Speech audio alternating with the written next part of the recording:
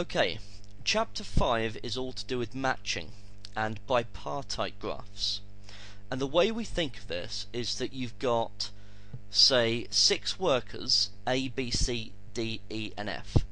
And they have been trained to do specific jobs. Okay, so the jobs are 1, 2, 3, 4, 5, and 6 on the right hand side. As you can see, the set of vertices on the left are not connected directly to each other. The same can be said for the set of vertices on the right. Now, what we want to do is we want to assign each of the workers on the left one specific job on the right.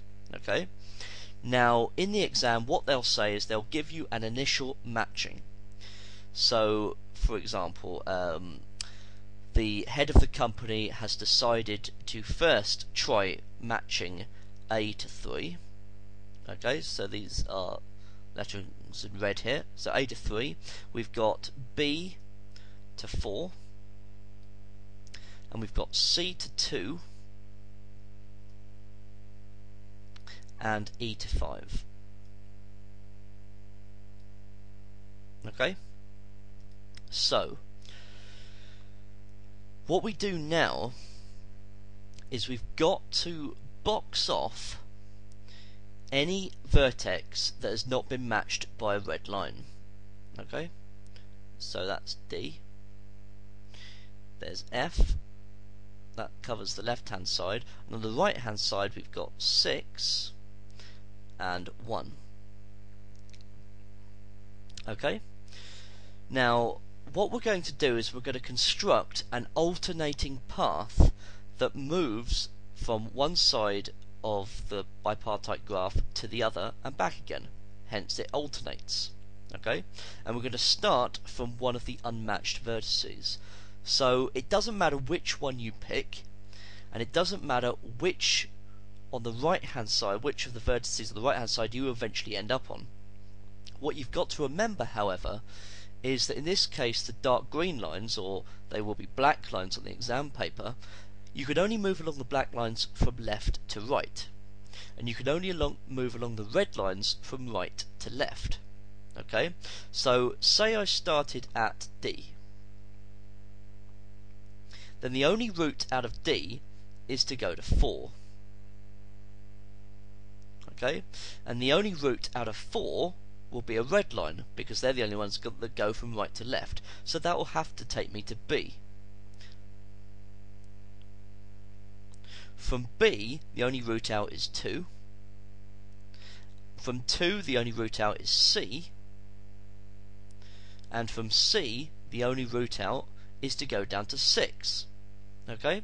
So I have reached, from D, another unmatched vertex on the right hand side. Okay? So what happens is that I can now pair these off. So I've got D and 4, B and 2, and C and 6. Okay, and they are going to be my new matchings, because they are going to replace 4 connected to B and 2 connected to C. So you might like to think of this as the route that I've taken has used 2 red lines. Okay, so what I'm going to do is I'm going to say I don't want to use those red lines anymore, and instead I'm going to use the black lines that I travelled along, so D4, B2 and C6. So if I draw those in, I've got D4, I've got B2 and C6.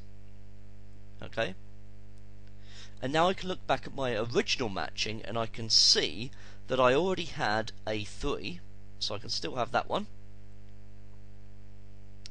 And I also had E5.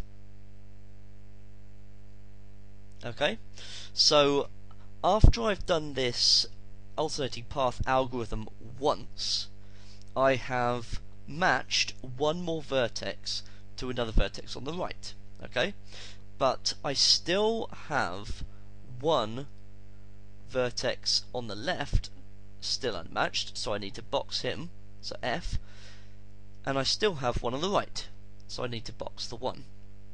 Okay, so now I'm doing exactly the same thing as I did before, and I'm going to try and find a route that gets me from F to 1. So I've got to start at F, obviously. Okay. Now, from F, I can either go to 5 or 4. Okay, it doesn't matter which route I take. So say I go to 5. So from 5, the only route out is E. Okay. Now, say I could go to 3 or 6, and in this case I'm going to go to 3. Okay, so I go to 3, and then the only route out of 3 is to A, and then I can go to 1, okay, which is the vertex I wanted to end up at. So as you can see, there was a bit of choice there in the route I took. Which route you take does not matter. Okay, as long as you get a route from F to 1, that's fine. Now I can pair them off. So I've got F5, E3, and A1. They are my new matchings, and I'm going to replace my I'm going to replace those 3 for my old ones. Okay, so E5 and A3. So I've got F5, I've got E3 and A1. Okay, and from before I had B2 and I had C6. Oh, and I also had D4. Okay, so you can now see that all of the vertices on the left have been paired with all the vertices on the right. Okay, there are no longer any unmatched pairs. So what I can do is I can say that the final matching, okay, a good idea is not to just leave it in the bipartite graph, but to actually write it. So we've got A1, B goes to 2, we've got C goes to 6, we've got D goes to 4, we've got E goes to 3,